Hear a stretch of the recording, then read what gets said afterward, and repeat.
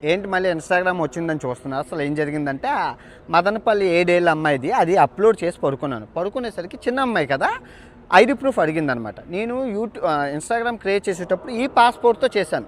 దీని తర్వాత ఈ పాస్‌పోర్ట్ వచ్చింది. తర్వాత ఈ పాస్‌పోర్ట్ వచ్చింది. నేను మర్చిపోయి నిద్రమత్తులో ఈ పాస్‌పోర్ట్ అప్‌లోడ్ చేశాను.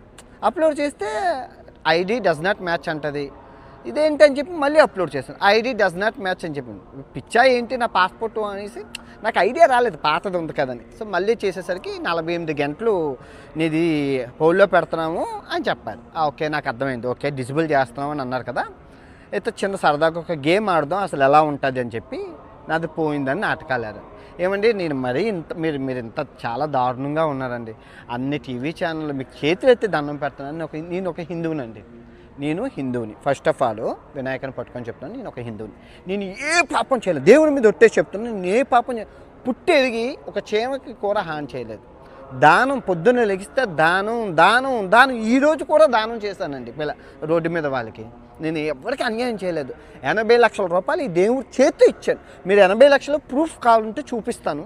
నేను ఒక్కొక్క వీడియో చేస్తాను. ఎవరెవరికి ఇచ్చాను ఏంటి అనేది మీరు చూద్దురు. ఓకే, సో నేను చేసిన తప్పల్లా ఆ బెట్టింగ్ యాప్లు ఆపడం. ఆ బెట్టింగ్ యాప్లు ఉగ్రవాద సంస్థలకు వెళ్ళిపోతున్నాయండి. ఆ డబ్బు ఆపడం, ఇంతమంది శత్రుత్వాన్ని తీసుకున్నాను. టీవీ ఛానల్ మరీ దారుణం అండి. అన్ని టీవీ ఛానల్ మీకు మరీ నేను ఒక హిందువుని. నేను ఏ మతానికి సంబంధించిన నేను హిందువుగా పుట్టాను. నేను మహాభారతం చెప్పాను, రామాయణం చెప్పాను, భగవద్గీత చెప్పాను, అన్నీ వచ్చు. కంఠోపాతంగా మంత్రోచ్చరణలు అన్నీ వచ్చండి. మీరు మరీ హిందువుని కాదని చెప్పి దేవుణ్ణి తిట్టాను అని నిరూపిస్తే 10 లక్షల నజరానా బహుమతి ప్రకటించానా? నేను తిట్టానని ప్రూవ్ చేయండి. ఏ లాయర్తోనో అనిపించండి.